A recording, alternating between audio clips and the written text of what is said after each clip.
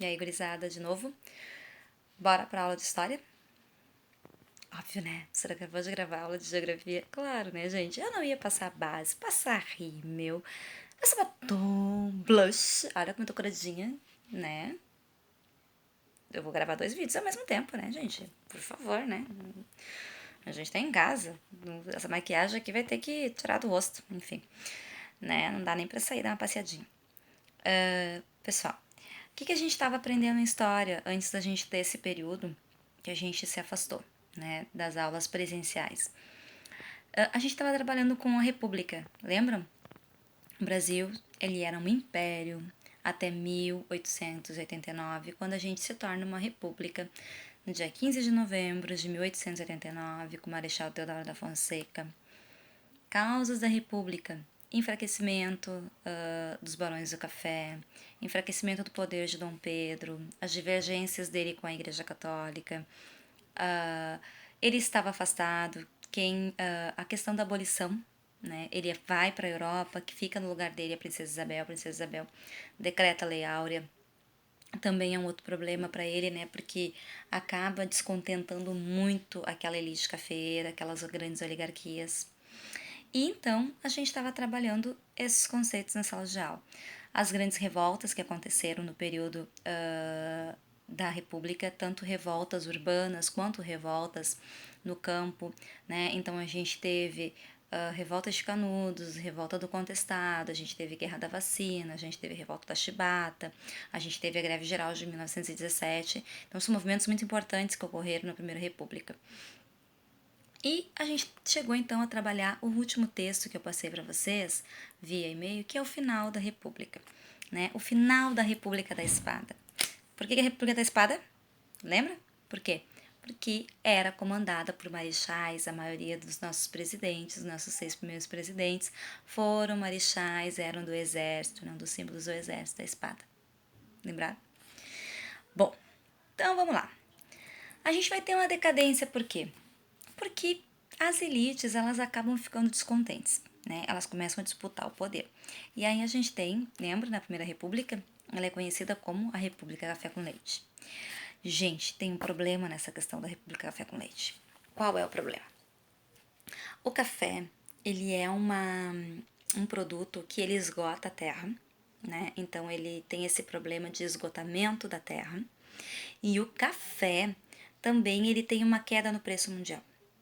E isso é um grande problema.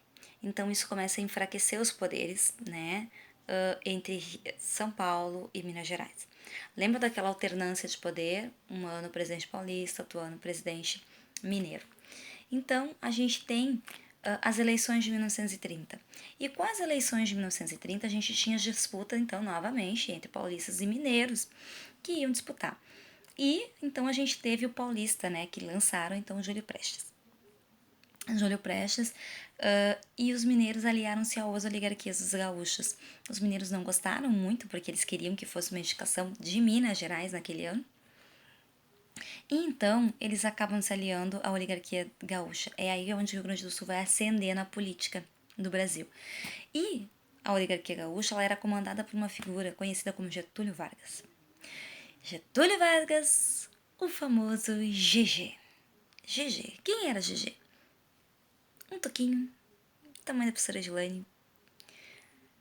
Mas, gente, com perdão da palavra, ele tinha culhões, tá? Ele tinha culhões, ele era um homem extremamente estratégico, ele era um homem extremamente político e ele era muito ardiloso, né? Então, há aqueles que amam Getúlio, há aqueles que odeiam Getúlio, mas Getúlio jamais vai sair, né, da história brasileira, Getúlio jamais vai sair do imaginário brasileiro. Lembra que eu passei para vocês assistirem Getúlio, que tem na Netflix, e eu sei que vocês têm Netflix, então vocês vão olhar. Acho que tem no YouTube, liberado, né? E mandei fazer um documentário também, assistir alguns documentários, pesquisar sobre Getúlio Vargas e fazer uma pesquisa sobre Getúlio Vargas, né? Essa era a atividade de vocês. Essa atividade conta nota, eu vou corrigir quando voltar. Meu computador acabou a bateria, então agora eu estou conectando ele novamente, né? Para eu poder ter acesso do que eu estava passando para vocês. Bom, Júlio Prestes, então, acaba vencendo as eleições. Getúlio Vargas acaba tendo uma eleição conturbada. E lembram desse processo eleitoral da Primeira República? Era fraudulenta as eleições, eram de cédulas, era o voto a cabresto. Lembram dos coronéis, né, que vão indicar o povo em quem votar, e principalmente lembra a história do sapato, de um sapato, se o meu candidato ganhar, tu ganha o outro. Então, toda essa questão dos governos também, né, de fraudarem as eleições. Então, eles sabiam disso, porque todos eles faziam parte desse processo de fraudulento de eleições.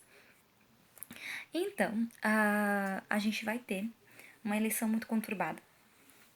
E essa eleição ela não vai ser aceita. A vitória de Júlio Prestes ela não vai ser aceita pela sua oligarquia, comandada então por Getúlio Vargas, né? Deixa eu só abrir aqui o meu computador de novo. Então, a gente vai ter, né, a derrota deles, e após a derrota do Vargas, né, quando ele perde, a gente vai ter o assassinato do vice dele, João Pessoa. Gente, naquela época tinha uma diferença. Hoje é combo, né? Tu vota no presidente, tu leva o vice junto, mesmo que tu não goste do vice. Naquela época, não. Naquela época, tu votava no presidente e tu escolhia o vice. Então, tinha os candidatos a vice e tinha os candidatos a presidente. E o vice eleito do Vargas, né, que seria o vice do Vargas, era o João Pessoa. E o João Pessoa foi assassinado. O crime não teve nada a ver com questões políticas, né? Ele foi assassinado no nordeste do país, enfim. Mas era só o que precisava, era só um fogo de palha que se precisava. Então, a partir do momento em que a gente tem o João Pessoa assassinado, a gente vai ter uma mobilização toda do governo, né, dos oponentes ao governo, e a gente tem um levante, então, quando o atual presidente, né, o último presidente da República da Espada, que é o Washington Luiz, que era paulista. E então a gente tem a derrubada do Washington Luiz. Em 1930, então, a gente tem a derrubada desse presidente. E em outubro de 1930, a gente vai ter um governo provisório. E esse governo provisório, então, ele vai ser um governo do Júlio Prestes. Ai, Edilane, desculpe, eu não vou gravar de novo, tá? É o governo, então, quem assume esse governo é o Getúlio Vargas, que assume em caráter provisório. Gente, o caráter provisório do Getúlio Vargas dura 15 anos direto. Né? Então, assim, ele vai instaurar a partir disso um Estado novo, né? Ele fica 2 anos no poder, de 1930 a 1932. Aí a gente tem vários conflitos, tá, pessoal? A gente tem integralistas e comunistas, então a gente vai ter a AIB, a gente vai ter a ANL, então que são partidos que vão se criar, por exemplo, a AIB é a integração dos nacionalistas, são nacionalistas integralistas do Brasil, e eles têm uma conduta muito parecida com o fascismo, né, que ocorria na Europa, na Itália, né, nesse período a gente não tinha eclodido a Segunda Guerra ainda, mas estava tudo em polvoroso. E a gente tem a ANL, né, a Aliança Nacional Libertadora, que é oposta ao nazismo, ao fascismo, a essa ideologia. A gente vai ter o Levante Comunismo, a Intentona Comunista, comandada, então, o Luiz Carlos Prestes. Lembra que eu falei do Luiz Carlos Prestes para vocês na aula? O Luiz Carlos Prestes, ele vai, então, comandar esse levante, né? Ele vai fazer a cavalgada da esperança, ele vai arrecadar pessoas do país inteiro contra o Getúlio Vargas, né? Eles sempre tiveram algumas oposições, ambos gaúchos, tá? Eles conheciam. E, como eu disse para vocês nas aulas, o Getúlio Vargas acaba entregando a esposa do Júlio Prestes, né? De Júlio Prestes, não, desculpa, do Luiz Carlos Prestes, para o governo comunista, enfim, a Olga Benário Prestes. A gente tem, então, pessoal, o Estado Novo. A gente vai ter eleições presidenciais, né? Óbvio, Getúlio Vargas vai ganhar, vai ficar no poder. E a gente vai ter, então, um golpe que institui o Estado Novo, tá? Através do Plano Cohen, que eles vão fraudar, enfim, que não era plano comunista, mas enfim, né? O temor comunista na época, ele vai instaurar, então, esse Plano Cohen. E eles vão dizer que era um plano comunista de tomar o país, de transformar o país no comunismo, né? E vocês vão ver por que agora na próxima aula o medo de comunista, tá? Por que acontecia isso. E aí, então, Getúlio Vargas acaba ganhando mais poder. E a gente acaba, então, começando ali o processo de ditadura do Vargas. tá? Uma ditadura velada, mas um governo autoritário, um governo que não vai permitir, né, certas interrupções, bem forte com o exército.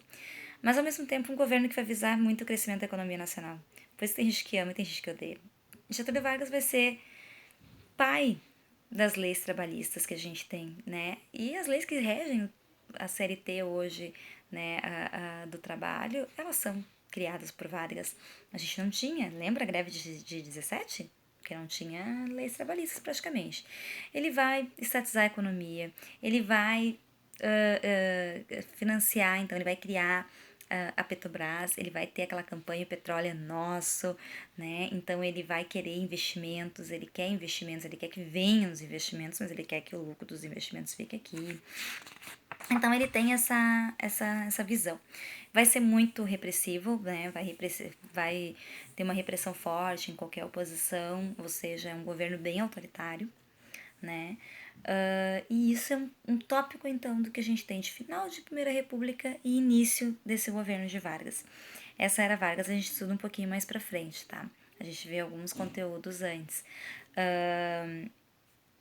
Outra coisa importante para vocês, torturas, tá? Violência, essas coisas elas aconteciam no governo Vargas. A gente tem que pensar que o governo Vargas ele é um período anterior à Segunda Guerra Mundial. Então a gente tem, tá, pessoal, essas mazelas que fortaleciam então o combate ao comunismo, o combate, né, à vagabundagem, como se falava, né, a qualquer rebelião contra o governo. E o Getúlio Vargas, ele obviamente ele lutou na Segunda Guerra Mundial ao lado dos aliados, mas o Getúlio Vargas ele tinha pensamentos muito próximos, muito mais compatíveis com o pensamento do Hitler e de como o Hitler administrava a Alemanha do que propriamente com os Estados Unidos em termos de democracia, tá? Democracia, abertura de política não era muito a dele, tá? Então isso só para fechar esse conteúdo, para vocês terem essa videoaula, para vocês entenderem, e a gente volta com a próxima aula. Bye, bye!